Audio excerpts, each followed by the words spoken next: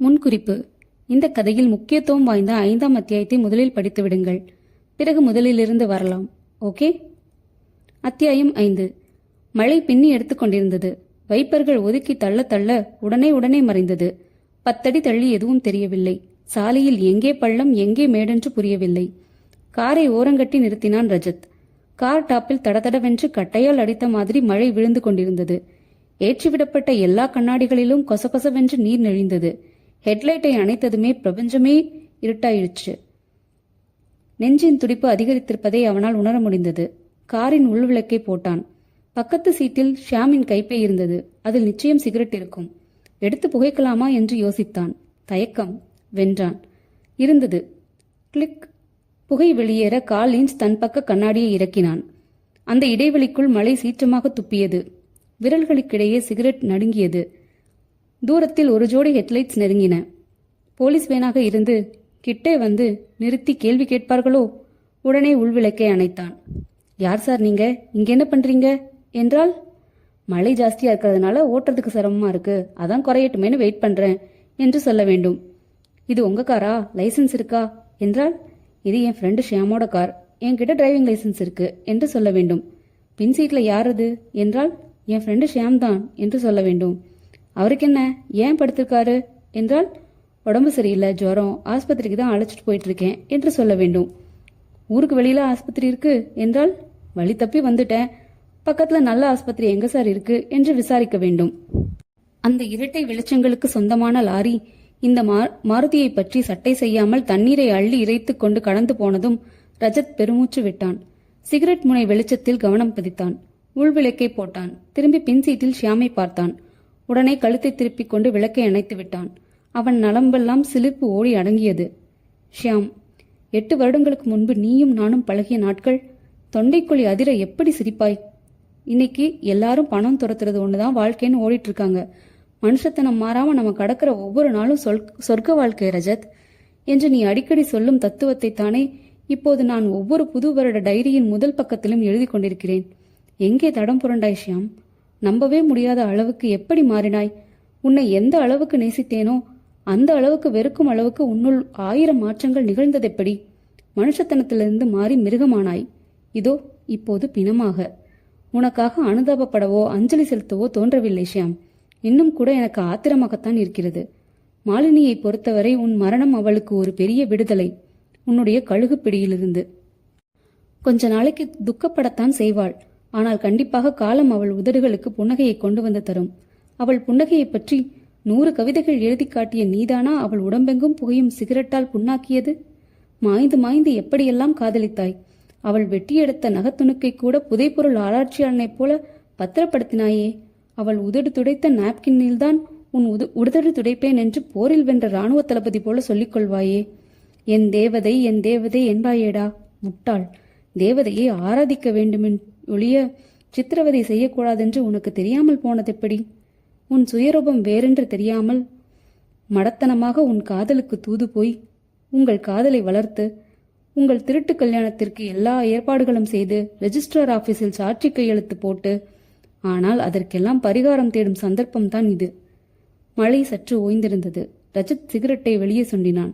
காரை ஸ்டார்ட் செய்தான். நிதானமாக ஓட்டத் தொடங்கினான். சாலையில் எதிர் வாகனங்கள் ஏதும் இல்லை. மழைத்துளிகள் ஹெட்லைட்டின் எல்லைக்குள் பிரவேசித்தும் வைரங்களாக மாறி விழுந்தன. 1 கிலோமீட்டர் தாண்டியதும் அந்த திறந்தவெளி குப்பை தொட்டி பகுதி நிதானப்படுத்தினான். 3 ஏரியாக்களின் தினசரி குப்பைகள் லாலியாக வந்து அந்த புறம்போக்கு பகுதியில் கொட்டப்படுவதை ஃபேக்டரிக்கு செல்லும் போது மூக்கை பிடித்தபடி கவனித்து வைத்தது இப்போது உதவுகிறது. குப்பை மலைகளில் ஒரு மலை அருகே காரை நிறுத்தினான். இறங்கினான். மழை நின்று போயிருந்தது. கர்ச்சீஃப் எடுத்து மூக்கின் மேல் கட்டிக்கொண்ட பிறகும் நெடி தாக்கியது. குப்பை மலையின் ஒரு பகுதியை தேர்வு செய்தான். சாலையிலிருந்து கண் பார்வையில் அகப்படாத பத்திரப்பகுதி. காருக்கு வந்தான். பின் கதவை திறந்து ஷியாமை தூக்கினான். பின்சீட் முழுக்க இரத்த சகதி. ஷியாமின் நெஞ்சு பகுதியில் ரத்தம் தன் உடைகள் மேல் பட்டுவிடாமல் கவனமாக பின்புறமாக கைகளை கொடுத்து தரையில் இறக்கியதும் தரதரவென்று இழுத்து போனான். அந்த சரிவு பகுதியில் அவனை கிடத்தினான்.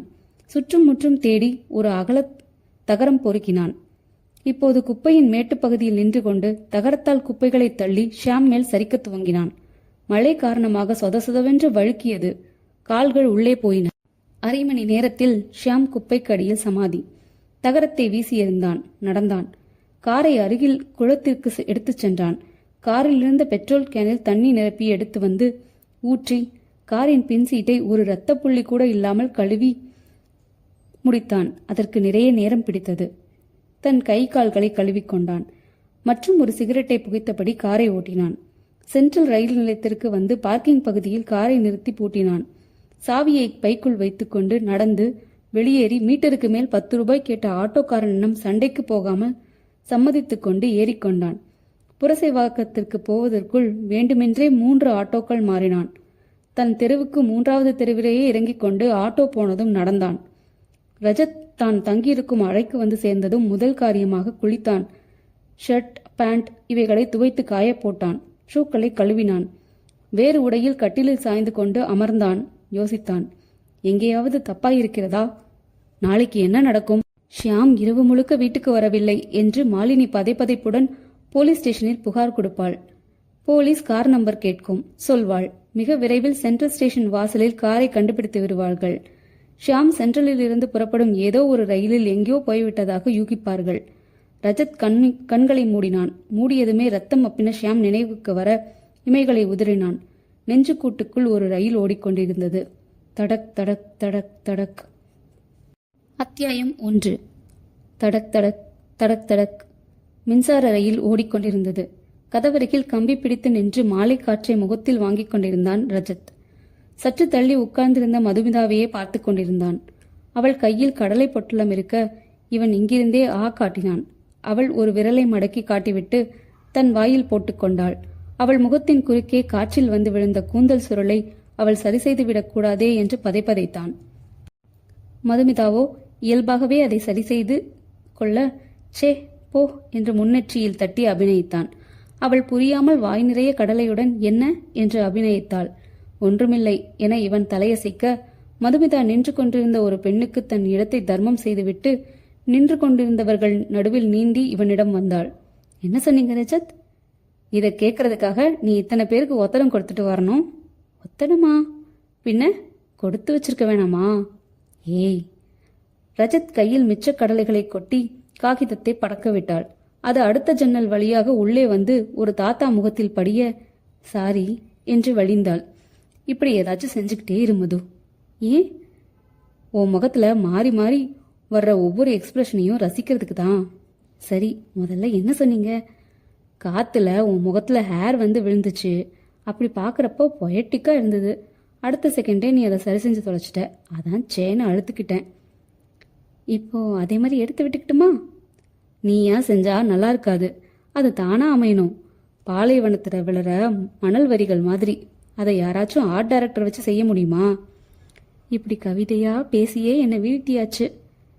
காதல் என்ன யுத்தமா? பல பேருக்கு அப்படிதானே இருக்கு. தப்பு. காதலிச்சு கல்யாணம் பண்ணிக்கிறது தான் சிலருக்கு யுத்தம். காதல் இட்ஸ் நாட் அ வார். பின்ன காதல் என்ன? அது பிளைண்ட் மேன்ஸ் டச். உணரத்தான் முடியும். ஜூனியர் விகடனில் 100 பேர் எழுதினாலும் அனுபவிக்காதவங்களால கண்டிப்பாக புரிஞ்சுக்க முடியாது. We are lucky. நான் உங்களை காதலிக்கிறேன்னு எப்போ சொன்னேன்? எதுக்கு சொல்லணும்? எந்த அம்மாவாவது தன் குழந்தைகிட்ட நான் உன் மேலே பாசமாக இருக்கேன் கண்ணு அப்படின்னு சொல்லிக்கிட்டு இருப்பாங்களா? நம்ம 2 பேரில் யார் அம்மா யார் குழந்தை? சில சமயம் நீ அம்மா, சில சமயம் நான் அம்மா. இந்த விளையாட்டில் அப்பா கிடையாதா? அதுவும் நாம தான். சில சமயம் நீ அப்பா, சில சமயம் நான் அப்பா. விட்டா தாத்தா பாட்டின்னு எல்லாம் சொல்லுவீங்க. ஏன் ரஜத், ஒரு உண்மை சொல்றீங்களா? ஒன்று தானே, பரவாயில்ல சொல்கிறேன். பம்பாயில் இருந்தப்போ உங்கள் காலேஜ் நாட்களில் யாரையாச்சும் காதலிச்சிருக்கீங்களா? பொறாம தான் பட்டிருக்கேன். என் ஃப்ரெண்ட்ஸ் செட்டில் ஆல்மோஸ்ட் எல்லாருக்கும் காதலி உண்டு. காதலிக்க ஆரம்பிச்சதுமே பைக் வாங்கிடுவானுங்க. நான் மட்டும் கடைசி வரைக்கும் எலக்ட்ரிக் ட்ரெயின் தான். இப்போ தான் பைக் வாங்கிட்டீங்களே, வாங்கி என்ன பிரயோஜனம்? நீ உட்கார மாட்டேன்னு அடம் பிடிக்கிறியே. என் ஃபேமிலியில் யாராச்சும் பார்த்துடுவாங்கன்ற பயம்தான் காரணம். ஆட்டோ ட்ரெயினில் இதெல்லாம் அந்த பயம் கம்மி. அஃப்கோர்ஸ் ஆட்டோ எனக்கும் வசதி தான். எப்படி வசதி? செலவு அதிகமாகுதே. ஆகட்டும், 2 கையும் ஃப்ரீயாக இருக்குதே. ஏய், இப்படி நீ ஏய் சொல்கிறத பதிவு செஞ்சு காப்பி ரைட்ஸ் வாங்கிடணும் மதுமிதா. உள்ள இன்ச்சு இன்ச்சா கலக்குது. இதுக்கு ஒரு ஏய் சொல்லுவியே? நோ, சீ, இது சுமார் தான். சரி, காலேஜ் டேஸில் சைட்டாவது அடிச்சிங்களா? அது இல்லைன்னா சோறு இறங்குமா? ஈவினிங் காலேஜ் முடிஞ்சதும் வீட்டுக்கு வந்து ட்ரெஸ் மாற்றிட்டு வெளியில் போகிறது வேற எதுக்காக? ஒருத்தி கூட அவங்க மூஞ்ச ரசிக்கலையா? பம்பாய் கேர்ள் சொன்ன மாதிரி இழிச்சவாயிடுங்களா? டு மினிமம் டொயேட்டோ கார் இருந்தால் தான் லுக்கே விடுவாங்க. டொயேட்டோ கார்னு நான் சொன்னதும் எனக்கு ஞாபகம் வருது. என் ஃப்ரெண்டு தான், என் ஃப்ரெண்டு ஷியாம். அவர்கிட்ட அந்த கார் இருந்துச்சா? இருக்கிறதா நடிச்சான். நடிச்சாரா? ஆமாம், அதுவும் ஒரு காதலுக்காக தான். மாலினின்னு ஒரு பொண்ணு, ரொம்ப அழகா இருப்பா, பணக்கார வீட்டு பொண்ணு. அவளை காதலிச்சே ஆகுறதுன்னு இவன் சபதம். அதுக்காக தன் ஃப்ரெண்டோட டொயேட்டோ காரை இவன் ஒரு வாரம் மட்டும் வச்சுட்டு சுற்றி அவளை பிடிச்சிட்டான். அங்கே 2 பேர் காதலும் டெவலப்ட் ஆகுறதுக்கு நான் தான் நிறைய ஹெல்ப் செஞ்சேன். ஒரு ஃப்ராடுக்கு உதவின நீங்களும் ஃப்ராடு செஞ்சதா தானே அர்த்தம்? ஒரு நல்ல காரியத்துக்கு பொய் சொல்லலான்னு 2000 வருஷத்துக்கு முந்தையே பர்மிஷன் கொடுத்துருக்கிறாரே வள்ளுவர். ஒரு பொண்ணை ஏமாத்துறது நல்ல காரியமா? காதல் நல்ல காரியம் இல்லையா? சரி, அப்புறம் என்ன ஆச்சு? உண்மை தெரிஞ்சு அவள் கோவப்பட்டாளா? அதான் இல்லை, அவளுக்கு முதல்ல தெரியுமா இவன் நடிக்கிறதையெல்லாம் நம்புற மாதிரி அவளும் நடிச்சிட்டு இருந்தாளாம். இது சூப்பர் ஃப்ராடாக இருக்கே. அவங்க அப்பா ப்ரெஸ்டீஜ் பார்க்குறவர், பெரிய லட்சாதிபதி. இவங்க கல்யாணத்துக்கு கண்டிப்பாக சம்மதிக்க மாட்டார்னு தெரிஞ்சுது. அதனால நானும் சில ஃப்ரெண்ட்ஸும் சேர்ந்து இவங்க 2 பேருக்கும் திருட்டு கல்யாணம் செஞ்சு வச்சோம். அதெல்லாம் செஞ்சுருக்கீங்களா? படவா, சாட்சி கையெழுத்து கூட போட்டேன். சரி, இப்போ அவங்க 2 பேரும் எங்கே இருக்காங்க? எப்படி இருக்காங்க? ரஜத் அமைதியானான், வெளியே பார்த்தான். ஏன் மௌனமாயிட்டீங்க ரஜத்? இந்த கேள்விக்கு பதில் சொல்றதுக்கு வெக்கமா இருக்கு மதுமிதா. வெக்கமா இருக்கா? அவங்க இப்போ எங்கே இருக்காங்க, என்ன பண்ணுறாங்கன்னு எனக்கு தெரியாது. பதில் சொல்கிறது வெக்கமான விஷயம் இல்லை. என்னங்க இது, இவ்வளோ தூரம் பழகின ஃப்ரெண்டு? அதுதான் வாழ்க்கை. படிப்பு முடிஞ்சு வேலை தேடி நான் சென்னை வந்துட்டேன். ஷியாமும் மாலினியும் கல்கத்தாவுக்கு போனது தெரியும். கல்கத்தாலேருந்து 2-3 தபாலும் எழுதினாங்க. அப்புறம் நான் அனுப்பிச்ச லெட்டர் திரும்பி வந்துடுச்சு. எங்கே போனாங்க, மாலினியோட அப்பா சமாதானமானாரா இல்லையா, எதுவும் தெரியாது. என்னோட வேற ஃப்ரெண்ட்ஸை சந்திக்கிறப்ப எல்லாம் விசாரிப்பேன், அவங்களுக்கும் தெரியல. இதை சொல்லும்போது ரஜத்துக்கு கண்கள் கசிந்தன. வெளியே பார்த்தான். ரயிலுக்கு இணையாக சாலையில் வாகனங்கள் ஓடிக்கொண்டிருந்தன. திடீரென்று பிரகாசமான ரஜத், மதுமிதா, அதோ அதோ அந்த வெள்ளை மாருதியில் மாலினி போறா. My goodness! கிட்டத்தட்ட கத்தியே விட்டான். எங்க எங்க? பரபரத்தாள் மாலினி. ரஜத் சுட்டிக்காட்டிய அந்த கார் பார்வையை விட்டு மறைந்து விட்டது. நல்லா பார்த்தீங்களா ரஜத்? நல்லா பார்த்தேன் மது, அது மாலினி தான். அப்போ காரை ஓட்டுனது ஷியாமா தான் இருக்கணும். சே, என்னால் நம்பவே முடியலம்மா. My God! அப்போ அவங்க சென்னையில் தான் இருக்காங்களா? சத்தியமாக எனக்கு சிலிர்க்குது மதுமிதா. சரி, கார் நம்பரை நோட் செஞ்சிங்களா? இல்லையே, எனக்கு தோணலையே. 2 செகண்ட் கூட இருக்காதே, அதுக்குள்ளே வண்டி கிராஸ் ஆயிடுச்சு. அவங்க எங்கே இருக்காங்கன்னு எப்படியாச்சும் கண்டுபிடிக்கணும் மதுமிதா. ரஜத் தலையை எக்கி சாலையில் நெடுந்தூரம் பார்த்தான். கார்கள் கார்கள் கார்கள். எந்த வெள்ளை மாருதி? அத்தியாயம் 2. எந்த வெள்ளை மாருதி? அடுத்த கொஞ்ச நாட்களுக்கு ரஜத்திற்கு இந்த கேள்வியின் குடைச்சல் அடங்கவே இல்லை. எங்கே போனாலும் சாலையில் போகிற ஓரமாக நிறுத்தி வைக்கப்பட்டிருக்கிற வெள்ளை மாருதிகளை எல்லாம் உன்னிப்பாக பார்க்க ஆரம்பித்தான். தான் பார்த்தது மாலினியைத்தானா என்ற சந்தேகமே வர ஆரம்பித்து விட்டது. அன்றைக்கு மதுமிதாவும் அவனும் ஒரு பரிசு பொருள் வாங்கி கொண்டு ஸ்பென்சஸ் ஓப்பன் லிப்டில் இறங்கி கொண்டிருக்கும் போது கீழே ஒரு கடையின் வாசலில் வெளிப்பட்டு நடந்த மாலினியை பார்த்து விட்டான். மதுமிதா, அதோ கீழே வெள்ளை கலர் காட்டன் சேலையில போறாங்க பாரு, அதான் மாலினி. ஐயோ, இந்த லிஃப்ட் இன்னும் சீக்கிரமா கீழே இறங்கக்கூடாதா? நீ அவங்கள பார்வையிலேருந்து தப்ப விட்டுடாத. லிஃப்ட் கீழே இறங்கி வந்து வெளிப்பட்டு தேடினால் மாலினியை காணோம். வெளியே ஓடிப்போய் தேட காத்திருந்த 2 வெள்ளை மாருதிகளை கண்காணித்தார்கள். இந்த 2 காரில் ஒன்று மாலினியோட தான் இருக்கலாம். எப்படியும் வண்டிக்கு வந்து தானே ஆகணும், வெயிட் பண்ணலாம்.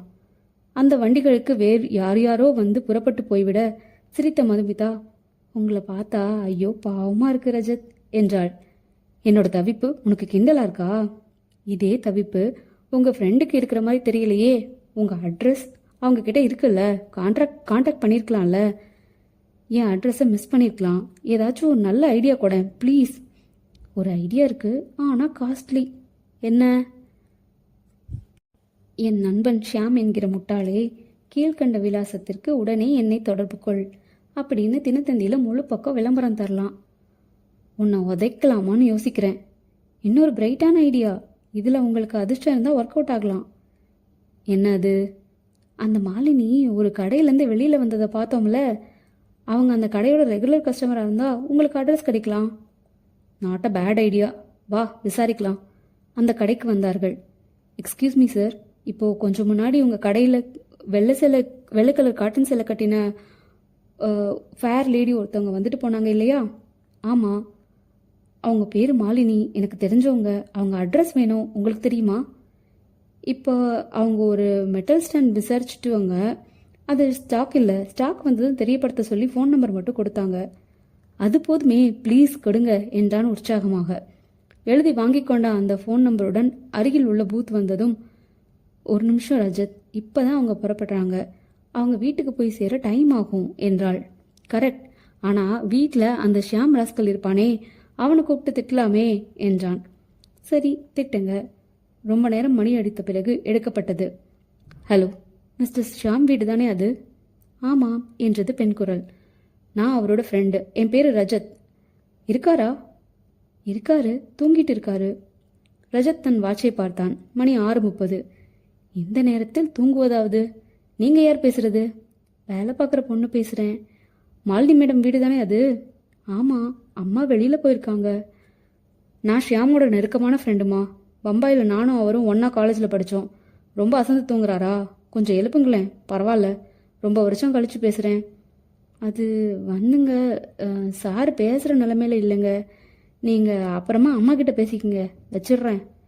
ரஜத்திற்கு குழப்பமாக இருந்தது. பேசிய விவரம் சொன்னதும், என்ன அர்த்தம் இதுக்கு என்றாள் மதுமிதா. தெரியலையே, நாம் எதுவும் யூகிக்க வேணாம். 2 மணி நேரம் கழித்து நான் என் ரூமுக்கு பக்கத்துலேருந்து கூப்பிட்டு மாலினி கிட்ட பேசிக்கிறேன். இப்போ நாம் மூடை கெடுத்துக்க வேணாம். வா, ரெஸ்டாரண்ட் போகலாம். ரஜத் வலிய உற்சாகத்தை வரவழைத்து கொண்டாலும் அவன் முகம் சுரத்திழந்திருந்தது. பேசுகிற நிலையில் இல்லை என்றால் என்ன? உடல்நிலை எதுவும் சரியில்லையா? ஏதாவது விபத்து ஏற்பட்டு பேசும் சக்தி இழந்து? சேச்சே, அப்படியெல்லாம் நினைக்காதே மனமே. கார்கள் ஒன்றையொன்று துரத்தின. அத்தியாயம் 3. கார்கள் ஒன்றையொன்று துரத்தின. அந்த டெலிஃபோன் பூத்திற்குள் நுழைந்தான் ரஜத். மணி 9:30. நிச்சயம் மாலினி வீட்டுக்கு வந்திருப்பாள். ஹலோ, மிஸ்டர் ஷியாம் வீடு தானே? ஆமாம். மாலினியின் குரலேதான். மாலினி, நான் ரஜத் பேசுகிறேன். ஹலோ ரஜத், எப்படி இருக்கீங்க? உங்கள் அட்ரஸை தொலைச்சிட்டு நான் தவிச்சிட்டு இருந்தேன். வேலைக்காரி சொன்னா உங்கள் நம்பரை கேட்டுக்கலன்னு சொன்னதும் எனக்கு கோபம் வந்து சத்தம் போட்டேன். ஆமாம், எப்படி இந்த நம்பரை கண்டுபிடிச்சிங்க? ஈவினிங் ஸ்பென்சர் பாஸால் நீங்கள் ஷாப்பிங் வந்திருந்தீங்களா? ஒரு ஸ்டாண்ட் விசாரிச்சுட்டு உங்கள் நம்பர் கொடுத்துட்டு நகர்ந்தீங்க. நாங்கள் லிஃப்ட்லேருந்து உங்களை பார்த்துட்டோம். குரல் கொடுத்தாலும் கேட்காது. இறங்கி வந்து பார்த்தா உங்களை பிடிக்க முடியல. அந்த கடையில் விசாரித்து நம்பர் வாங்கினோம். வாங்கினோமா? மேரேஜ் ஆயிடுச்சா உங்களுக்கு? ஆக போகுது. All the best Rajat. எப்படி இருக்கீங்க மாலினி? இருக்கோம். எப்போ வந்தீங்க கல்கத்தாலேருந்து? 4 வருஷம் ஆச்சு. 4 வருஷமா ஒரே ஊரில் இருந்துக்கிட்டு பார்க்க முடியல பாருங்க. என்ன பண்ணுறான் ஷியாம் ராஸ்கல்? பிஸ்னஸ் செஞ்சாரு, இப்போ செய்யலை. ஈவினிங் 6:30 மணிக்கு தூங்குறதா சொன்னாலே வேலைக்காரி. பக்கத்தில் இருக்கானா அவன்? மௌனம். ஹலோ மாலினி, என்னாச்சு? ரஜத், நான் உங்களை பார்க்கணும். நேரில் விவரமாக சொல்கிறேன்.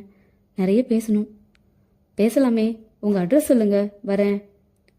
அட்ரஸ் சொல்கிறேன், ஆனால் நீங்கள் இங்கே வர வேணாம் ரஜத். தப்பாக எடுத்துக்காதீங்க.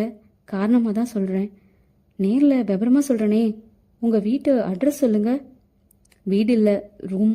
எனக்கு ஆஃபீஸ் சோழிங்கபுரத்தில் ஒரு ப்ரைவேட் கம்பெனியில் வேலை பார்க்குறேன். புரசவாக்கத்தில் ரூம் இருக்குது. ரூம் வசதிப்படாதுங்க மாலினி. ஏதாச்சும் காமனான பிளேஸை சந்திக்கலாமா? உங்களுக்கு ஆட்சேபனை இல்லைன்னா?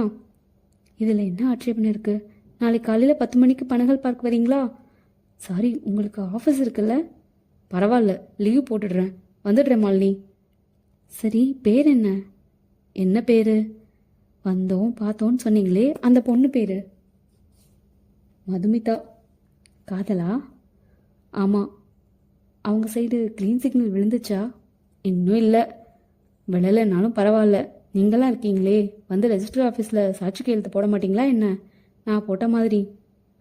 நீங்கள் எனக்கு செஞ்ச பாவத்தில் ஒன்று ரஜத். அது என்னங்க மாலினி இப்படி சொல்கிறீங்க? நாளைக்கு நேரில் விபரமாக சொல்கிறேன். ஷியாம் கூட நான் பேச முடியாதா மாலினி? பேசலாம், நீங்கள் மட்டும் பேசலாம். அவர் பேச மாட்டார். எனக்கு எதுவும் புரியல. நிறைகுடமாக இருக்காரு, புரியல? அவர் உயிர் வாழ்கிறது ஆக்சிஜனால் இல்லை, விஸ்கியால் ரஜத். மை காட், எப்போலேருந்து இப்படி? நாளைக்கு பேசுவோம். சென்னையில் எனக்கு சொந்தக்காரங்களோ ஃப்ரெண்ட்ஸோ யாருமே இல்லை. இப்போ உங்களோட பேசுகிறதுல எவ்வளோ தெம்பாக உணர்றேன்னு தெரியுமா? என் ப்ராப்ளத்தை சொல்கிறேன், உங்களால் முடிஞ்சால் தீர்த்து வைங்க, பார்ப்போம். Good night. குட் நைட் என்று கனத்த இதயத்துடன் வெளியே வந்தான் ரஜத். ஒரு கார் நீளமான ஹார்ன் அடித்துவிட்டு கடந்தது. அத்தியாயம் 4. ஒரு கார் நீளமான ஹார்ன் அடித்துவிட்டு கடந்தது. அது கடந்ததும் சாலையை குறுக்கில் கடந்து பனகல் பார்க்கின் வாசலுக்கு வந்தான் ரஜத். உள்ளே நுழைந்து கண்களை அலைய விட்டு ஒரு சிமெண்ட் பெஞ்சில் மாலினி அமர்ந்திருப்பதை பார்த்தான். அவளிடம் வந்து குட் மார்னிங் என்றான். குட் மார்னிங் என்ற மாலினியின் குரலில் இருந்த செயற்கை உற்சாகம் கண்களில் இல்லை. உட்காருங்க என்று தனதருகில் கை காட்டினாள். அமர்ந்தான். வாழ்க்கையின் களைப்பு அவள் முகத்தில் படிந்திருந்தது. தூசு படிந்த தேவதை. கொஞ்ச வினாடிகளை மௌனம் ஜீர்ணித்தது. நீங்க ஒர்க் பண்ற ஆஃபீஸ் என்ன? உடம்பு வலிக்கு மருந்து தயாரிக்கிறாங்க. உங்க போஸ்ட் என்ன? சூப்பர்வைசர். மறுபடி மௌனம். என்ன ஆச்சுங்க மாலினி? தன் நகங்களை பார்த்து கொண்டாள். ரொம்ப சந்தோஷமா இருந்தா அடுத்த சுழற்சியில ரொம்ப சோகத்துக்கு வந்துதானே ஆகணும் ரஜத். கல்கத்தாவில் எவ்வளோ சந்தோஷமா இருந்தோம் தெரியுமா? அவருக்கு அங்கே அமைஞ்ச ஃப்ரெண்ட்ஸ் சரியில்லை. சீட்டாட்டத்தையும் மது பழக்கத்தையும் கற்றுக் கொடுத்துட்டாங்க.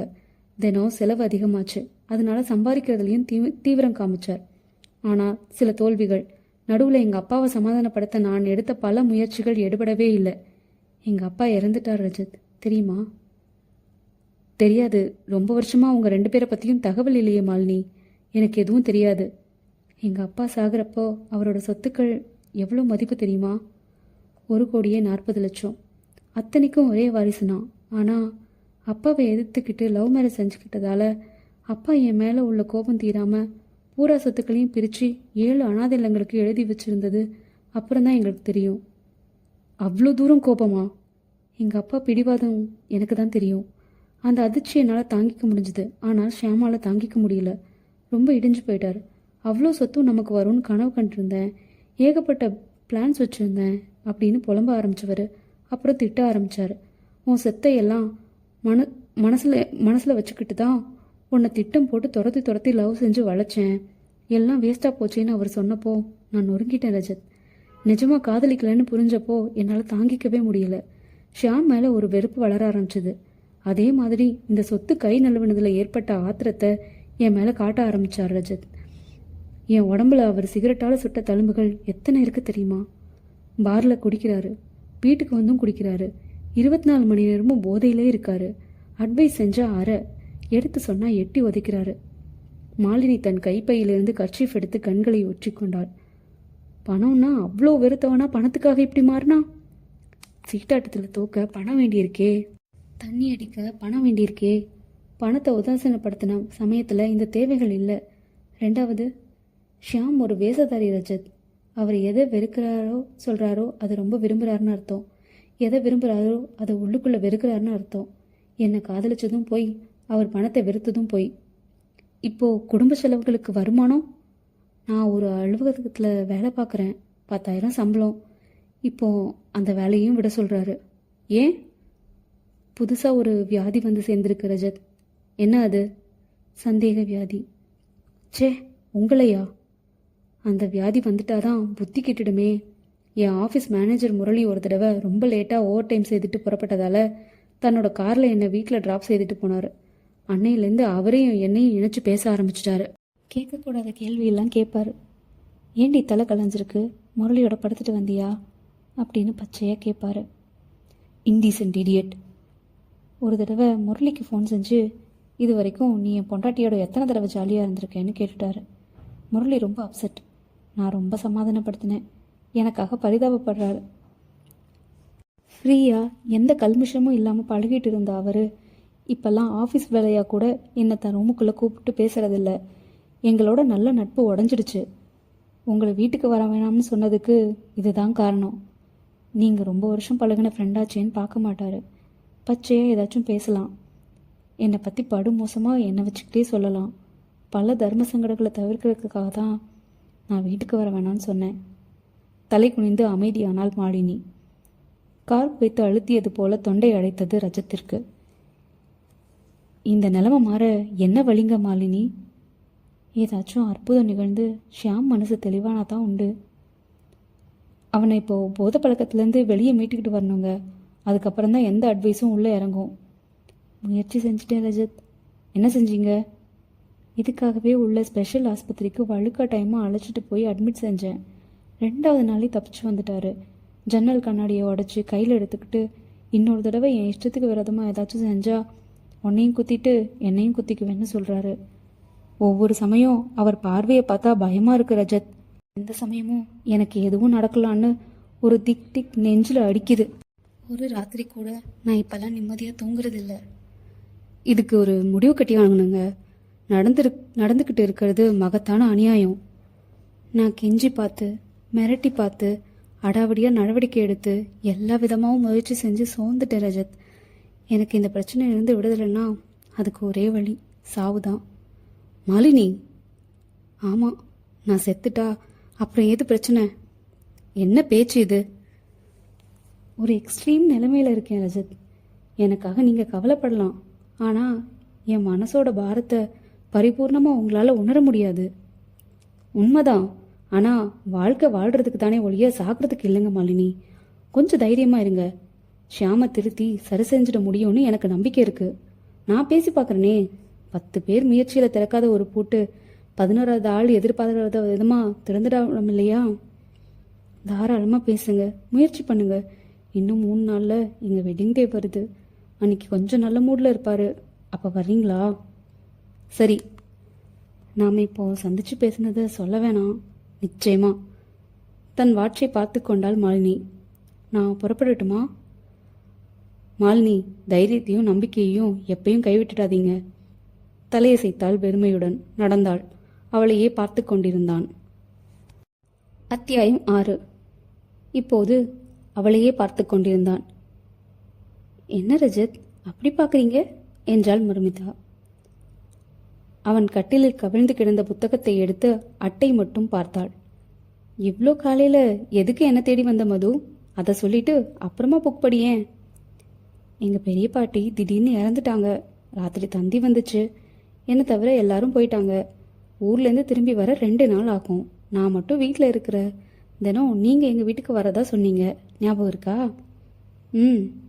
என்ன இது இவ்வளோ சுவாரஸ்யமான விஷயம் சொல்கிறேன், கொஞ்சம் கூட ஆர்வமே இல்லாமல் கேட்குறீங்க? அவனை உற்று பார்த்தாள். ஆமாம், என்ன ரஜத், உங்கள் கண்ணெல்லாம் இப்படி சவந்திருக்கு? ஏன்? ராத்திரி சரியாக தூங்கல மது. ஏன்?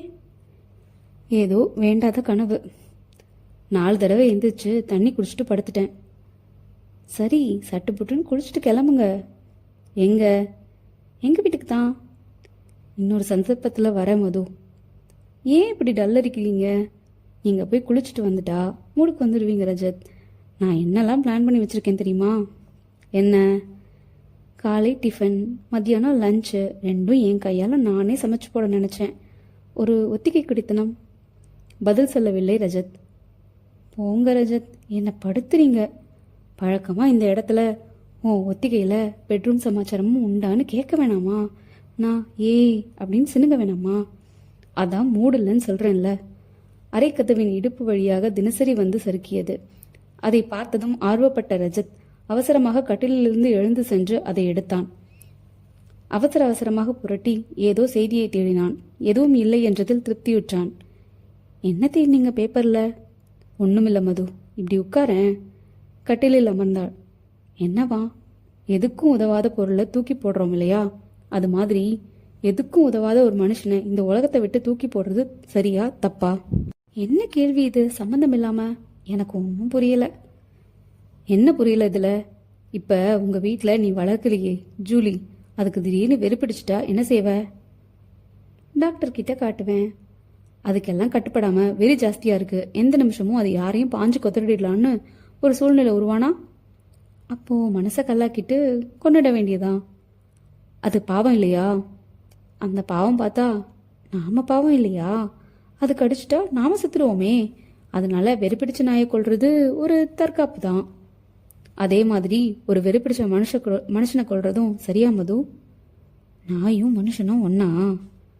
பல சமயம் மனுஷன் நாயை விட கேவலமா நடந்துக்கிறான் மது. ஆனா மனுஷனுக்கு திருந்துறதுக்கு சந்தர்ப்பம் இருக்கே, திருந்தாத ஜென்மங்கள் உண்டே. சரி, எதுக்கு இந்த கேள்வி இப்போ? சொன்னனே, ஒரு பயங்கரமான கனவு. அந்த கனவுல வெறி பிடிச்ச ஒருத்தன் கொல்லப்படுறான். அதான் குழப்பமான சிந்தனை. சாரி, உன்னையும் அப்செட் பண்ணிட்டேன்ல. கொஞ்சம் இரு, நான் குளிச்சுட்டு வந்துடுறேன். ரஜத் துண்டெடுத்து கொண்டு குளியலறைக்குள் சென்றான். ஜன்னல் வழியாக சில்லென்று காற்று வீச துவங்கியது. அத்தியாயம் 7. ஜன்னல் வழியாக சில்லென்று காற்று வீச துவங்கியது. இன்ஸ்பெக்டர் பிரகாஷ் ஒரு எஃப்ஐஆர் தயார் செய்து கொண்டிருந்த போது பதட்டத்துடன் அவர் எதிரில் வந்து நின்றாள் மாலினி. நிமிர்ந்தார். அவள் தோற்றம் பேனாவை மூட வைத்தது. உட்காருங்க என்று சொல்ல வைத்தது. சார், நேற்று ராத்திரி முழுக்க என் ஹஸ்பண்டை காணோம். எல்லா இடத்துலையும் விசாரிச்சிட்டேன், ஒரு தகவலும் இல்லை. குரல் நடுங்கியது மாலினிக்கு. கொஞ்சம் ரிலாக்ஸ் பண்ணிட்டு விவரமா சொல்லுங்க. முதல்ல உங்க வீடு எங்க இருக்கு? அம்ஜிக்கரையில். நீங்க வந்திருக்கிற ஸ்டேஷன் சரிதான். உங்க ஹஸ்பண்ட் பேர் என்ன? ஷியாம். என்ன செய்கிறார்?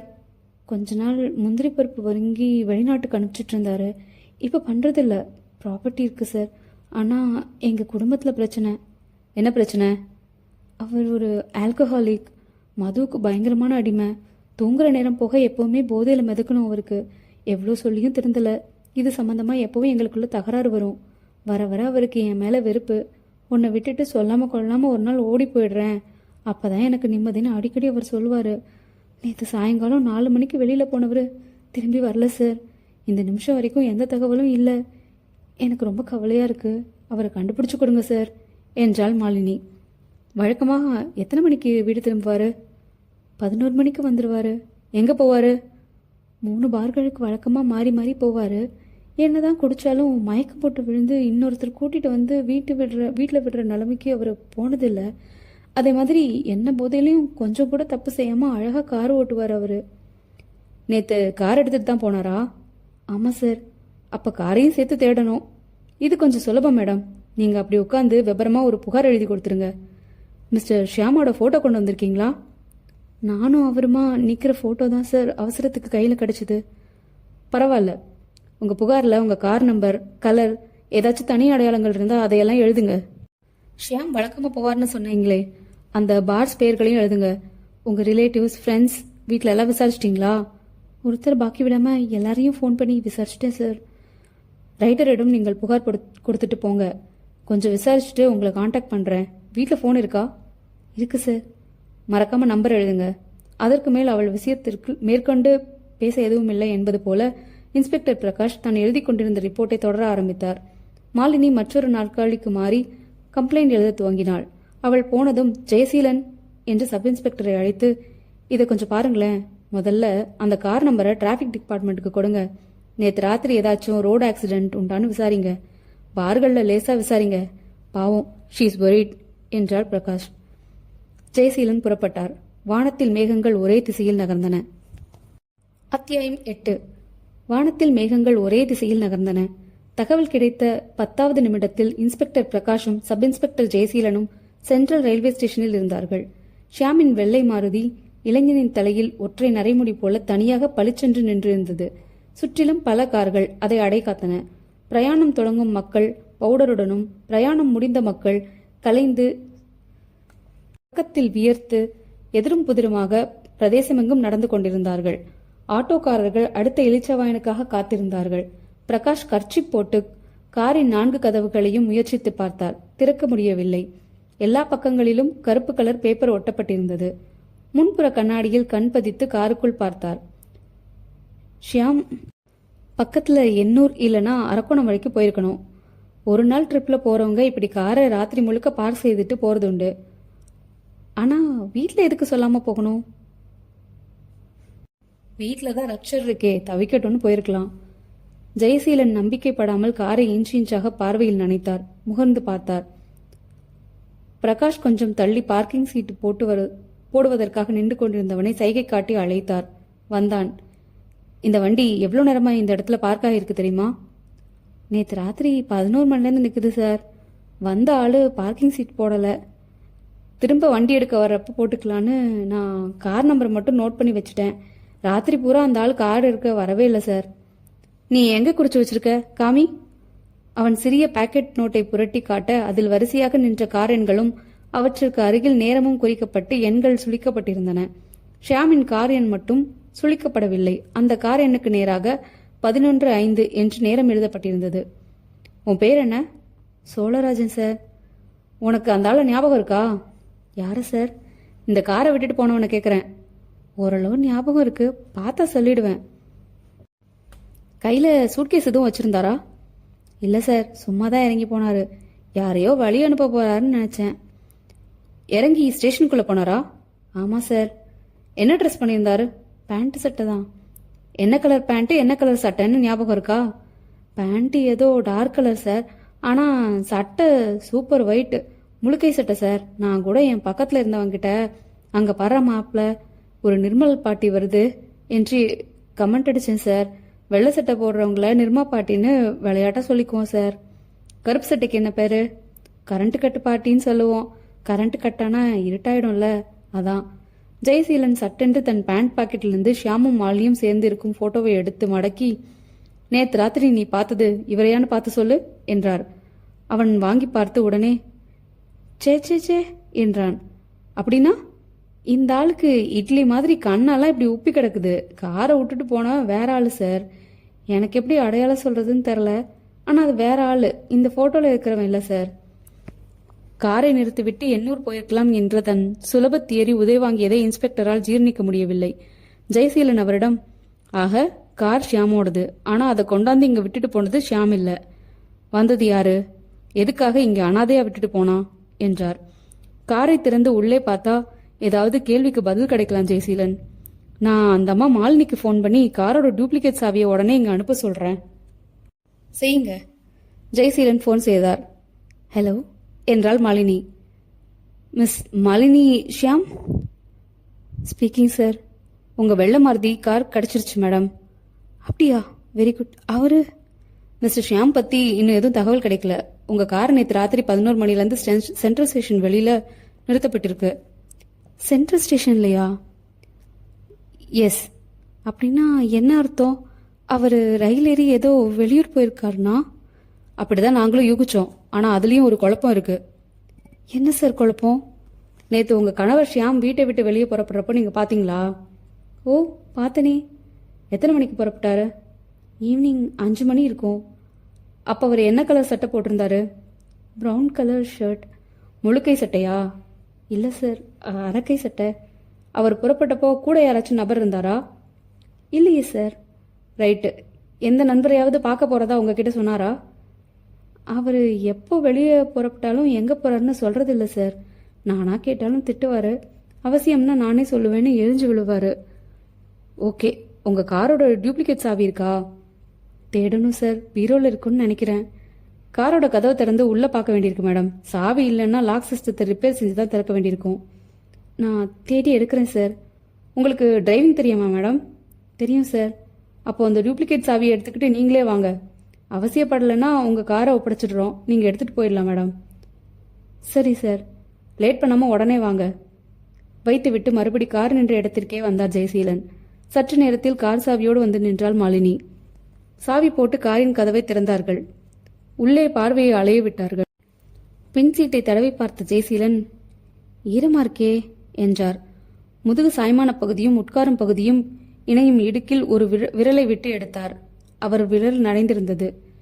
நேற்று ராத்திரி மழை பெஞ்சதே ஜெயசீலன். கார் ஜன்னல் பக்க சீட் கொஞ்சம் கூட ஈரமா இல்லையே. அட ஆமா, ஒருவேளை முன்பக்க ஜன்னல் கண்ணாடிகளை முழுக்க ஏற்றி விட்டுருக்கலாம். பின்பக்க கண்ணாடி ஜன்னல்கள் முழுக்க மூடாம கொஞ்சம் இடைவெளி இருந்திருக்கலாம். ஜெயசீலன் டிக்கியில் இருந்து அந்த காலியான பெட்ரோல் கேனை எடுத்து பார்த்தார். அந்த கேனின் அடிப்பகுதியில் கொஞ்சமாக திரவம் இருந்தது. கேன் மூடப்படாமல் மூடி தனியாக இருந்தது. ஜெயசீலன் அந்த கேனின் அடியில் இருந்ததை கொஞ்சமாக தன் உள்ளங்கையில் கவிழ்த்து முகர்ந்து பார்த்தார். என்ன பார்க்குறீங்க ஜெயசீலன்?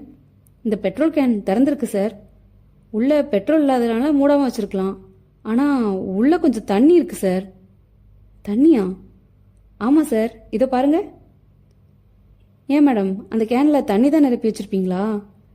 இல்லை சார், அது பெட்ரோல் கேன் தான். வெளியூர் போகிறப்போ 10 லிட்டர் பெட்ரோல் அதில் வாங்கி வச்சுட்டு போவோம். குடிக்கிறதுக்கு எப்போவுமே மினரல் வாட்டர் தான் சார். அப்போது இந்த பெட்ரோல் கேனில் ஏன் எப்படி தண்ணி வந்துச்சு? ஜெயசீலன் இன்ஸ்பெக்டரின் கேள்விக்கு பதிலளிக்காமல் பின் சீட்டில் கீழே கால் வைக்கும் மேட் பகுதியில் உன்னிப்பாக பார்த்தவர் ஒரு சொட்டு இரத்த புள்ளியை பார்த்து விட்டார். உடனே அந்த மேட்டை மட்டும் தனியாக கையில் எடுத்து இன்ஸ்பெக்டரிடம் காட்டி, இது என்னன்னு உங்களால புரிஞ்சுக்க முடியும்னு நினைக்கிறேன் சார் என்றார். பார்த்ததுமே புரிந்து கொண்ட பிரகாஷின் விழிகள் விரிந்தன. அப்படின்னா பெட்ரோல் கேன்ல தண்ணி எடுத்து பின் சீட்டு ரொம்ப கவனமா கழுவப்பட்டிருக்கு. என்னதான் பார்த்து பார்த்து கழுவியும் இந்த புள்ளி விடுபட்டு போச்சு சார். என்ன புள்ளி சார் அது? என்ன யோசிக்கிறீங்க நீங்க என்றாள் மாலினி பரபரப்பாக. ஒண்ணுமில்ல மேடம், நீங்க வீட்டுக்கு டாக்ஸிலேயோ இல்ல ஆட்டோலயோ போயிடுங்க. இந்த காருக்குள்ள ஃபாரன்சிக் டிபார்ட்மெண்ட்டுக்கு நிறைய வேலை இருக்கு. கைரேகைகள் எடுக்க வேண்டியிருக்கு. எங்க வேலைகள் முடிஞ்சதும் காரை ஒப்படைக்கிறோம். காரை விடுங்க சார், அவருக்கு என்ன ஆச்சு? நீங்க யோசிக்கிறத பார்த்தா எனக்கு பயமா இருக்கு. ஆரம்ப சந்தேகங்களை வச்சுட்டு எந்த முடிவுக்கும் இப்ப வர முடியாது மேடம். நீங்க மனசை போட்டு குழப்பிக்காம வீட்டுக்கு போங்க.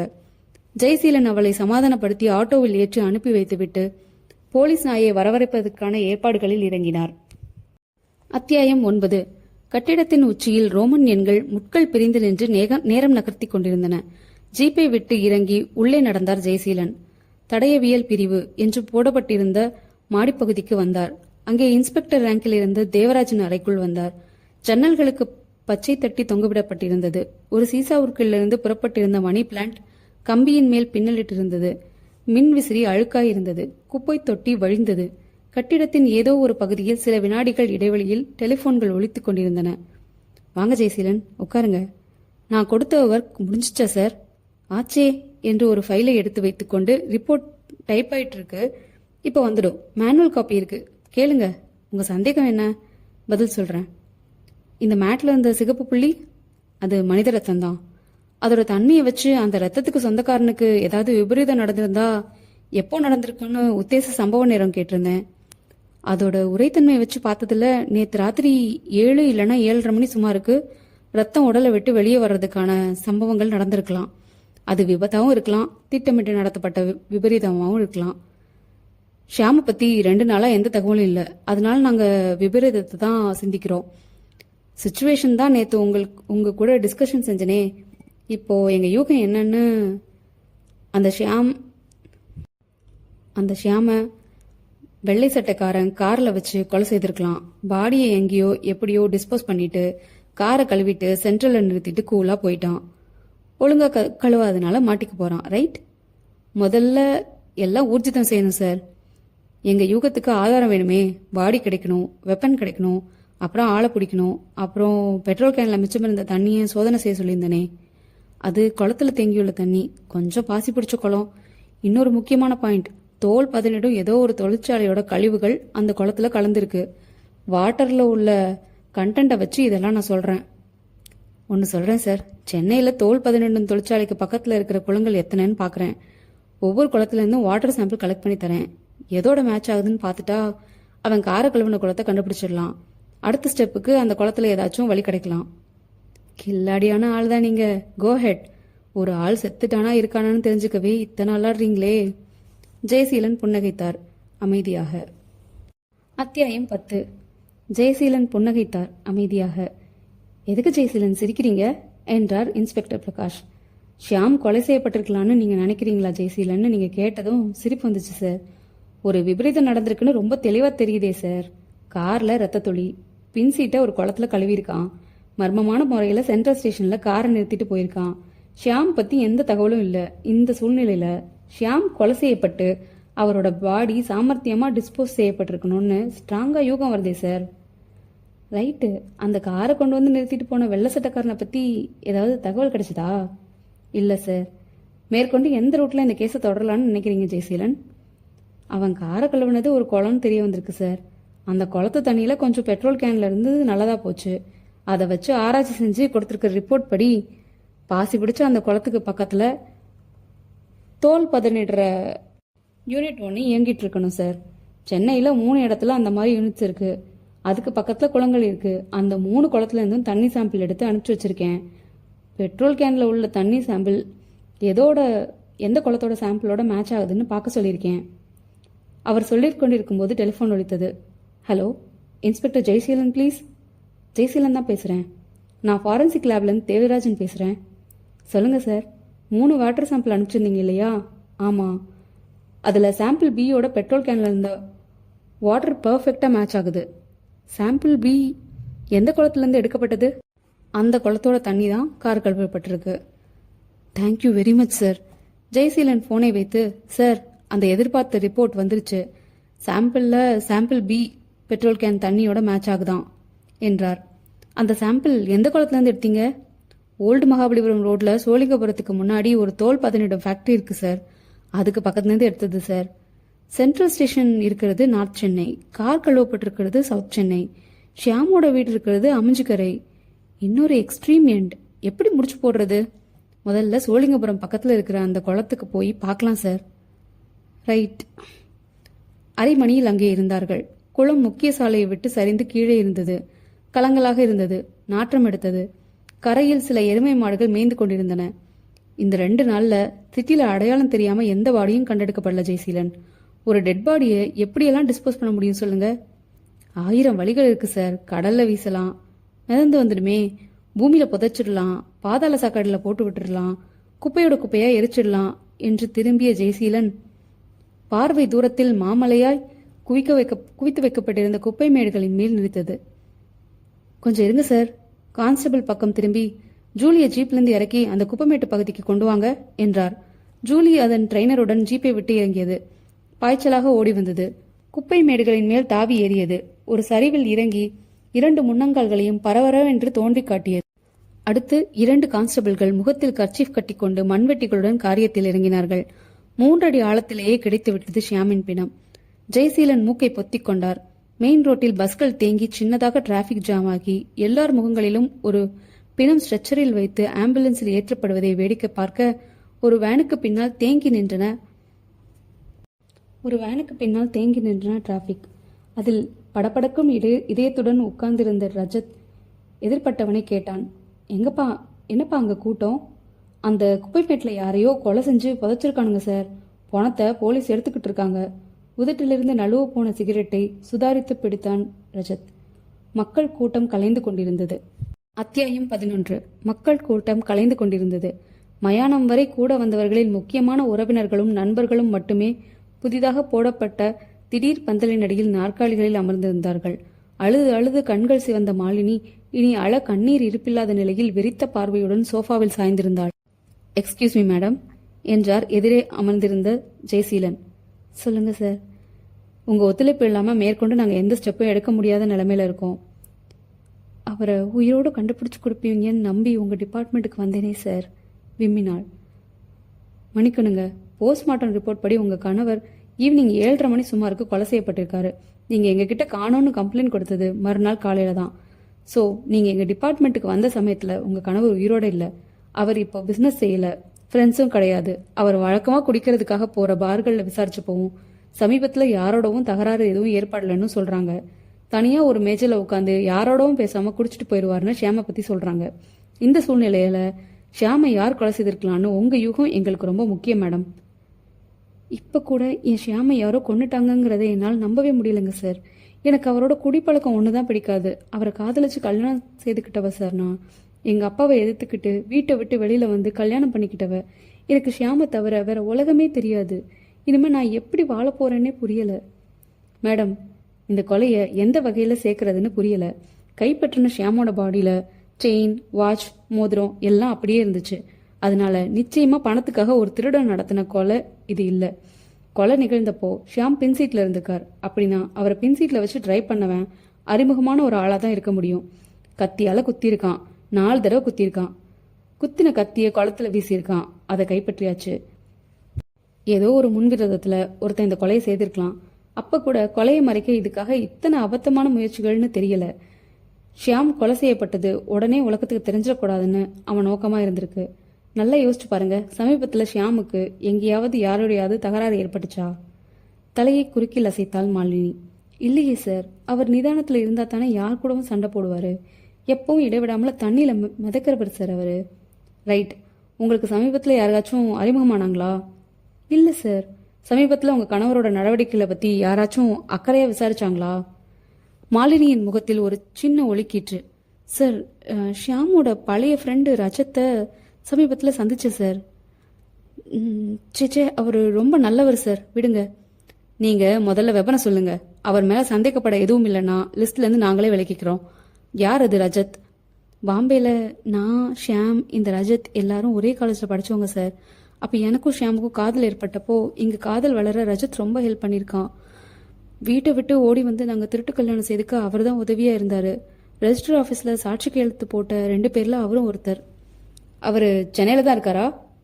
ஆமாம் சார். ஆனால் நடுவில் எங்களுக்குள்ள தொடர்பு இல்லை. சமீபத்தில் தான் அவராக ஃபோன் செஞ்சு பேசினாரு.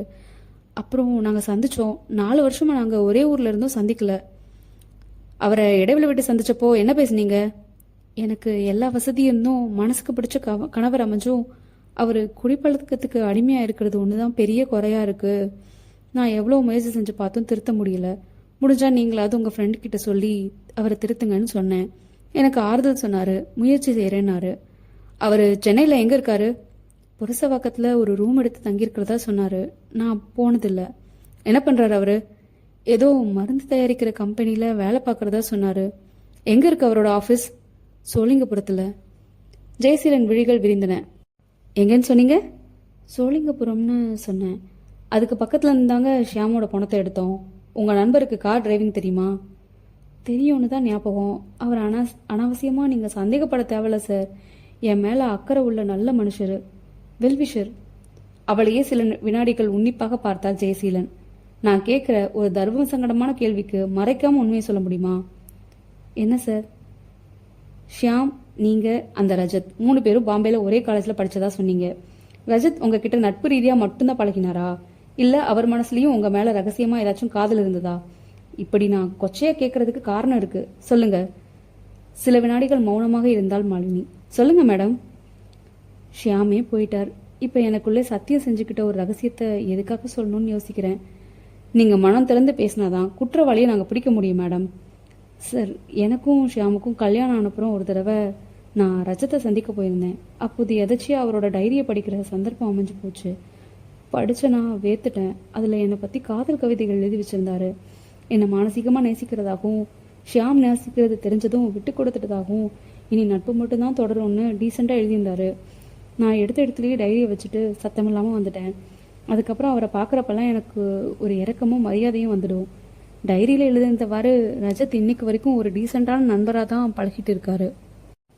ஜெயசீலன் சிந்திக்க துவங்கினார். எனக்கு அந்த ரஜத்தோட விலாசம் வேணுமே. நீங்கள் கேட்டதால இவ்வளோ விரிவாக சொன்னேன். எனக்கு கல்யாணத்தில் அவ்வளோ உதவியாக இருந்த ஒரு நல்ல நண்பரை நீங்கள் சந்தேகப்பட்டு எதுவும் விசாரிக்க வேண்டாம். என் கணவரை கொலை செய்கிறதுனால அவருக்கு எந்த லாபமும் இல்லை சார். மனுஷ மனம் ரொம்ப வித்தியாசமானதுங்க மாலினி. ஒரு அசாத்தியமான மோட்டிவ் என்னால் உருவாக்க முடியும். என்ன சொல்றீங்க? ரஜத் உங்களை ஆழமா நேசிச்சவர். தன் நண்பனுக்காக தன் காதலை தியாகம் செஞ்சு தன் உணர்ச்சிகளை உள்ளுக்குள்ளே ரகசியமா புதைச்சுக்கிட்டவர். ஒரு இடைவெளிக்கு அப்புறம் நீங்க அவரை சந்திக்கிறீங்க. ஷியாம் இப்போ பழைய ஷியாமா இல்லைங்கிறத சொல்றீங்க. அவரோட குடிப்பழக்கத்தால உங்க குடும்ப வாழ்க்கை நிம்மதியா இல்லாம போயிட்டதை புலம்புறீங்க. ரஜத் உங்களுக்கு ஆறுதல் சொல்றாரு. அதே சமயம் ரஜத்தோட உள் மனசு எப்படி புலம்புன்னு யோசிச்சு பாருங்க. இவன் நல்லா சந்தோஷமா வச்சுப்பான்னு தானே என் காதலியை விட்டு கொடுத்தேன். மாலினியோட அருமை தெரியாம இப்படி அவளை வருத்தப்பட வைக்கிறானே, இவெல்லாம் ஒரு மனுஷனா? இந்த ரீதியில ஷியாம் மேல ஒரு வெறுப்பு அர்ச்சனை உள்ளுக்குள்ள நடந்துகிட்டே தான் இருக்கும். அந்த வெறுப்பு ஒரு எல்லையில கொலத்திட்டமா உருவெடுத்திருக்கலாம். ஷியாமால நம்ம மாலினிக்கு இப்ப எந்த சந்தோஷமும் இல்லை. அதனால ஷியாம கொன்னுட்டா மாலினிக்கு நிம்மதி அப்படின்னு ரஜத் மனசுல ஒரு தீர்மானம் உருவாகி இருக்கலாம். அதனால ஏன் அந்த ரஜத் திட்டம் போட்டு இந்த கொலையை செஞ்சிருக்க கூடாது? சோழிங்கபுரத்துல அவரோட ஆபீஸ் இருக்கதால அந்த திறந்தவெளி குப்பை தொட்டியை அவரை அடிக்கடி பார்த்திருக்கலாம். பிணத்தை மறைக்கிறதுன்னு முடிவு செஞ்சப்புறம் தனக்கு அறிமுகமான ஒரு இடம் தானே யோசனைக்கு வரும் மேடம். நீங்க சொல்ற கற்பனை பொருத்தமா தான் இருக்கு. ஆனா ரஜத்தை என் மனசு சந்தேகப்பட விரும்பல சார். நீங்க அட்ரஸ் கொடுங்க மேடம். தயக்கத்துடன் அவன் விலாசம் கொடுத்தாள் மாலினி. இப்ப நீங்க சொன்னதெல்லாம் யூகங்கள் தானே. இந்த கொலையோட ரஜத்தை சம்பந்தப்படுத்துற விதமா வேற ஏதாவது தடயங்கள் உங்களுக்கு கிடைச்சிருக்கா? காருக்குள்ள நிறைய கைரேகைகள் எடுத்திருக்கோம். ரஜத்தோட கைரேகை அதுல ஏதாவது ஒரு கைரேகை கூட மேட்ச் ஆகலாம். சென்ட்ரல் ஸ்டேஷன்ல பார்க்கிங் சீட் போடுற ஒருத்தன் காரை நிறுத்திட்டு போன வெள்ளை சட்டக்காரனை அடையாளம் காட்ட தயாரா இருக்கான். இப்ப ரஜத் விலாசத்துக்கு அவனையும் கூட்டிட்டு தான் நான் போக போறேன். தான் பார்த்தது அவனைத்தான் அந்த பையன் சொல்லிட்டா அதுக்கப்புறம் ரஜத் திட்டத்துல இருந்து உண்மைகள் வர வைக்கிறது பெரிய விஷயமே இல்லை என்றார் ஜெயசீலன். அந்த குரலில் அசாத்தியமான உறுதி இருந்தது. அத்தியாயம் 12. அந்த குரலில் அசாத்தியமான உறுதி இருந்தது. என்ன சொல்றீங்க ரஜத்? என்றாள் மதுமிதா நம்ப முடியாமல். திறந்து வைத்திருந்த தனது பெட்டியில் அவசர அவசரமாக துணிகளை அள்ளி வைத்துக் கொண்டிருந்த ரஜத், மதுமிதா, இப்போ உனக்கு விவரமா எதுவும் சொல்ல சந்தர்ப்பம் இல்லை. எவ்வளவு சீக்கிரம் முடியுமோ அவ்வளவு சீக்கிரம் இந்த ஊரை விட்டு நான் புறப்பட்டாக்கணும் என்றான். அதுதான் என்னன்னு கேக்குறேன். ஒரு சிக்கல்ல மாட்டிருக்க மது. நான் எங்க போறேன்னு எனக்கே தெரியல. ஆனா இங்க இருக்க முடியாது. கொஞ்ச நாள் கழிச்சு நானே உன்னை தொடர்பு கொள்றேன். அப்ப நீ என் மேல நம்பிக்கை இருந்தா புறப்பட்டு வா. கல்யாணம் செய்துக்கிட்டு குடும்பம் நடத்தலாம். இப்ப கேள்விகள் கேட்டு என் நேரத்தை வேஸ்ட் பண்ணாத. சூட்கேஸை மூடினான். பூட்டி சாவியை எடுத்துக்கொண்டான். அவனுடைய அவசர செய்கைகளை அதிசயமாக பார்த்து கொண்டிருந்தாள் மதுமிதா. ஷூ அணிந்த ரஜத் சூட்கேஸை கையில் எடுத்துக்கொண்டு வாசலுக்கு நடக்க குறுக்கே கை நீட்டி நின்றாள் மதுமிதா. எனக்கு விளக்கம் சொல்லாம நீங்க போகக்கூடாது ரஜத். ஏன் இப்படி திருட மாதிரி ஓட பாக்குறீங்க? யாருக்காக பயந்து இப்படி ஓடுறீங்க? என்ன உங்க சிக்கல்? மது, என் நிலைமை உனக்கு புரியாது. விவரமா சொல்ல இப்போ இது சந்தர்ப்பம் இல்ல. சட்டத்தோட பார்வையில நான் இப்ப குற்றவாளி. போலீஸ் எந்த நேரத்திலயும் என்னை தேடி வந்து கைது செய்யலாம். புரிஞ்சுதா? போலீஸ் என்றதும் வெலவெலுத்து போனாள் மதுமிதா. நீட்டிய அவள் கைகளை விலக்கிவிட்டு விடுவேன்ற அந்த அறையை விட்டு வெளியேறினான் ரஜத். சாலைக்கு வந்து ஆட்டோ என்று அழைத்தான். அவனுடைய அறையில் பிரம்மை தட்டி அப்படியே நின்று கொண்டிருந்த மதுமிதா தடதடவென்று பூட்ஸ் ஒலிகள் கேட்டு திரும்பினாள். உள்ளே நுழைந்தார்கள் ஜெயசீலனும் சில கான்ஸ்டபிள்களும். ஹலோ, நீங்க யாரு? இந்த ரூம்ல இருக்கிற ரஜத் எங்க என்றார் ஜெயசீலன். அங்கே மேஜை மேல் இருந்த ரஜத்தின் போட்டோவை பார்த்துவிட்டு பார்க்கிங் சீட் போடும் பையன், சார் இவன்தான் சார், வெள்ள மார்த்தியை கொண்டு நிறுத்திட்டு போன ஆளு இவனேதான் என்றான் உற்சாகமாக. மதுமிதாவின் அருகில் வந்த ஜெயசீலன், உங்களை தான் கேட்கிறேன், ரஜத் எங்க? என் பேரு மதுமிதா. எனக்கு ரஜத்தோட நெருக்கமான பழக்கம். I love him. நீங்க எதுக்காக ரஜத்தை தேடி வந்திருக்கீங்கன்னு முதல்ல சொல்லுங்க சார். ரஜத் தன் நண்பன் ஷியாம கொலை செஞ்சிருக்கார். அவரை கைது செய்யணும். மை காட் என்று நெற்றியை பிடித்துக் கொண்டாள். ரஜத் எங்கே போயிருக்காருன்னு உங்களுக்கு தெரிஞ்சே ஆகணும். சொல்லுங்க, எங்க ரஜத்? நீங்க சொல்லாம மறைச்சா உங்களை ஸ்டேஷன் லாக்அப் கொண்டு போய் வச்சு லேடி ஆபீசரை விட்டு விதவிதமா விசாரிக்க சொல்ல வேண்டியிருக்கும் மேடம். மிரண்டு போனாள் மதுமிதா. சார், எனக்கு ஒரே குழப்பமா இருக்கு. கொஞ்சம் முன்னாடி தான் நான் ரஜத்தை பார்க்க வந்தேன். அவர் சூட்கேஸ்ல ட்ரெஸ் எல்லாம் எடுத்து வச்சு பயண ஏற்பாட்டுல இருந்தாரு. நான் வற்புறுத்தி கேட்டப்புறம் சட்டத்தோட பார்வையில நான் ஒரு குற்றவாளி, போலீஸ் என்னை தேடி வரப்போகுது, அதனால நான் இந்த ஊரை விட்டு போறேன்னு சொன்னாரு. விபரமா எதுவும் சொல்லாம இப்பதான் புறப்பட்டு போனாரு. எங்க போறதா சொன்னாரு? எங்க போறதுன்னு எனக்கே தெரியாதுன்னு சொன்னாரு சார். ஜெயசீலன் வேகமாக ஜீப்புக்கு வந்தார். வயர்லெஸ் மைக்கை ஆன் செய்தார். உத்தரவுகள் பிறப்பிக்க துவங்கினார். ஜெயசீலன் ஒரு சிகரெட்டை பற்ற வைத்துக் கொண்டார். அத்தியாயம் 13. ஜெயசீலன் ஒரு சிகரெட்டை பற்ற வைத்துக் கொண்டார். லாக்கப்பின் கதவை திறக்கச் சொன்னார். உள்ளே வந்தார். சுவரில் சாய்ந்து அமர்ந்திருந்த ரஜத் மெதுவாக எழுந்து நின்று கொண்டான். என்ன ரஜத், நான் சொன்னதையெல்லாம் யோசிச்சு பாத்தியா? மரண தண்டனையை அனுபவிச்சே தீர்ந்ததுன்னு முடிவா? இல்ல உண்மையை ஒத்துக்கிட்டு கர்ண காட்ட சொல்லி ஆயுள் தண்டனையா மாத்திக்கிறதா உத்தேசமா? ரஜத் எதுவும் பேசவில்லை. ஒரு கொலை செஞ்சுட்டு தப்பிச்சு போறது அவ்வளவு சுலபமான காரியம் இல்லையா தமிழ்நாட்டுல? இதை பாரு, நீ இந்த கொலையை எதுக்காக செஞ்ச? எப்படி இதெல்லாம் நாங்க முழுக்க யோசிச்சு வச்சாச்சு. எந்த இடத்துலையும் எங்களுக்கு கேள்விகளே இல்லை. எங்களுக்கு இப்ப வேண்டியதெல்லாம் உன்னோட ஒப்புதல் வாக்கு மூலம் மட்டும்தான். ஜெயசீலனின் முகத்தையே உற்று பார்த்தான். உதடுகளை ஈரப்படுத்தி கொண்டான் ரஜத். சொல்லு, மெதுவா நிதானமா சொல்லு. சார், நான் நல்லா யோசனை செஞ்சு ஒரு முடிவுக்கு வந்துட்டேன். வெரி குட், எல்லாம் சொல்லு. என் வாழ்க்கையில ஒரு காதல் இல்லைன்னா இப்போ நீங்க கேட்காமலே ஒப்புதல் வாக்கு மூலம் கொடுத்துருப்பேன். என்னை முழுசா நம்பின மதுமிதாவை நான் ஏமாத்த விரும்பல. எனக்கு தண்டனை கிடைச்சா என் வாழ்க்கை மட்டும் பாதிக்கப்படாது, அவ வாழ்க்கையும் சேர்த்துதான் பாதிக்கப்படும். அதனால உண்மையை சொல்லிடுறேன், இந்த கொலையை நான் செய்யல. அதிர்ந்தார் ஜெயசீலன். அதிர்ச்சியை மறைத்து கொண்டு, என்ன சொல்ற என்றார் நம்பாமல். ஆமா சார், ஷியாமோட பிணத்தை மறைச்ச காரியம் ஒண்ணுதான் நான் செஞ்சேன். கொலையை நான் செய்யல. விவரமா சொல்லு. சம்பவம் நடந்த அன்னைக்கு ராத்திரி 7:45 மணி இருக்கும் சார். எனக்கு போன் வந்திருக்கிறதா மேன்ஷன் மேனேஜர் ரூம்ல இருந்து ஆள் வந்து சொன்னான்.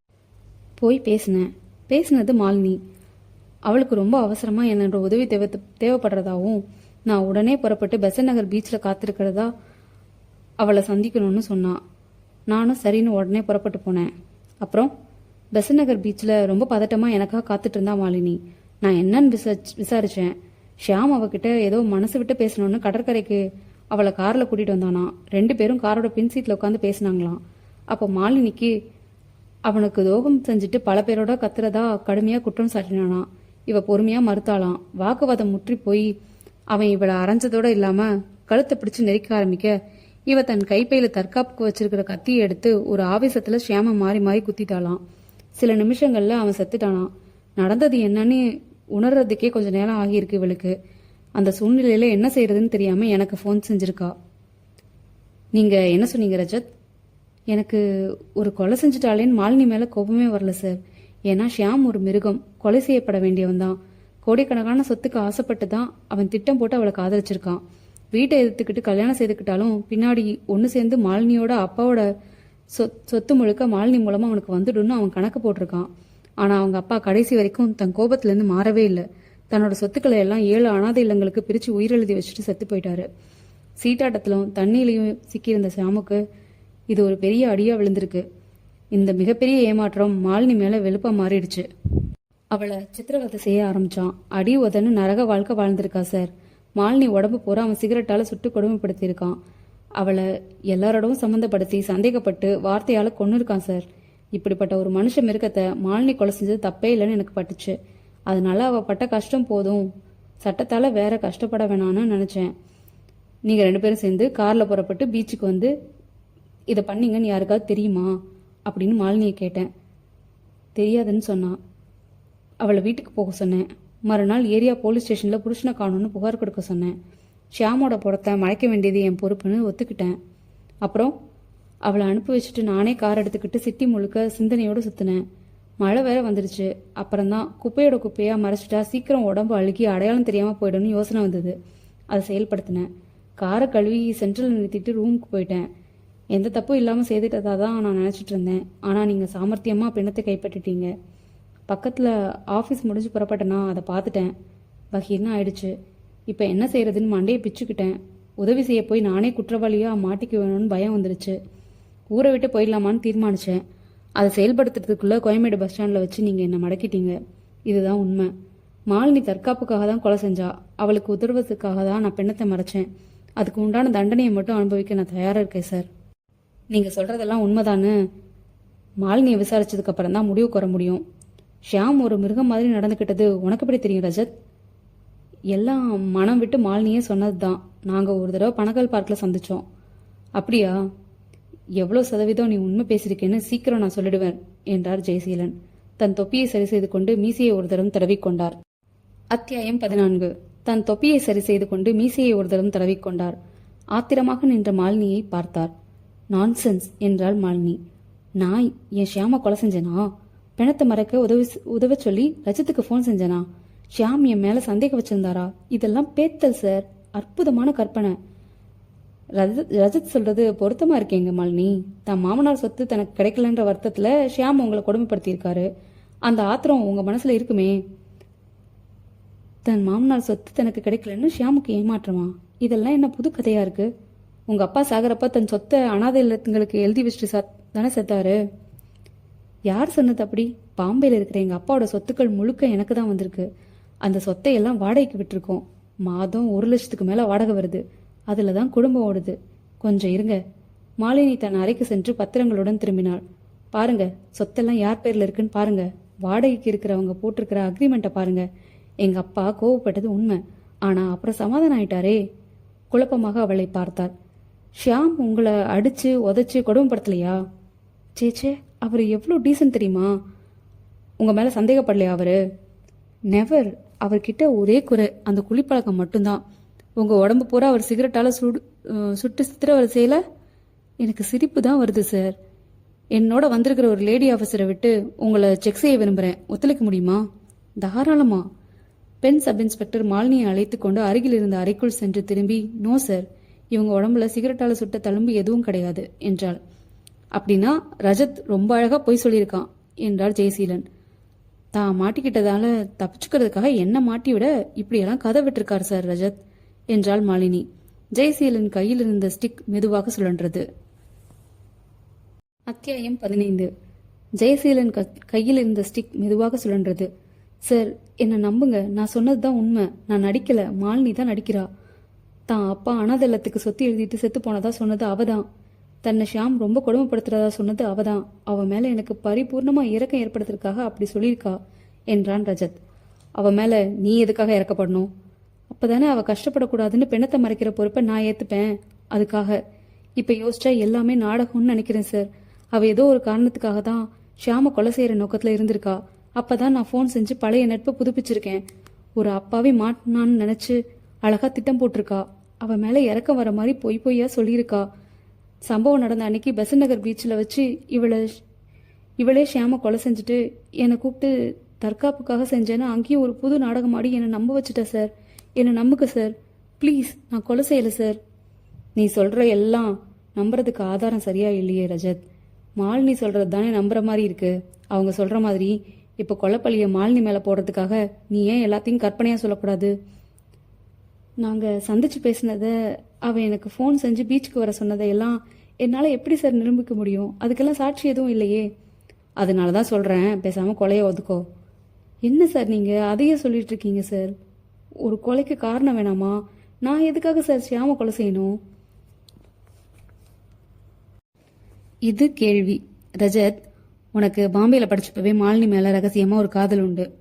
ஷியாம் அவளை நேசிக்கிறது தெரிஞ்சதும் நீ உன் காதலை உள்ளுக்குள்ளேயே புதைச்சிக்கிட்ட. உண்மையா இல்லையா? இது என்ன புது கதையா இருக்கு? கதை இல்லை, நீ உன் டைரியில் எழுதி வச்சது தான். ஆனால் அதை உனக்கு தெரியாமல் மாலினி படிச்சிருக்கா. ஐயோ கடவுளே, நான் அந்த மாதிரி மாலினியை நினச்சி பார்த்தது கூட இல்லை. டைரியில் எழுதுனதும் இல்லை. மாலினி இந்த திட்டத்தில் என்னை பலிகடை ஆக்குறதுக்காக சாமர்த்தியமாக சொன்ன பொய்களில் இதுவும் ஒன்றுன்னு நினைக்கிறேன். ஜெயசீலன் தன் சிந்தனையோட தாடையை தடவினார். உன் கருத்துப்படி ஷியாம மாலினி தான் கொலை செய்திருக்கலாம், அப்படிதானே? ஆமாம் சார். அப்பவும் ஒரு காரணம் வேணுமே. எதுக்காக ஷியாம மாலினி கொலை செய்யணும்? எதுக்காக மெனக்கிட்டு அந்த பள்ளியை உன் மேலே சுமத்தணும்? அதெல்லாம் நீங்கள் தான் சார் கண்டுபிடிக்கணும். இப்போ நான் யாரை சந்தேகப்படுறது, யாரை நம்புறதுன்னு எனக்கே புரியல. சற்று தள்ளி இருந்த டெலிஃபோன் ஒலித்தது. அத்தியாயம் 16. சற்று தள்ளி இருந்த டெலிஃபோன் ஒலித்தது.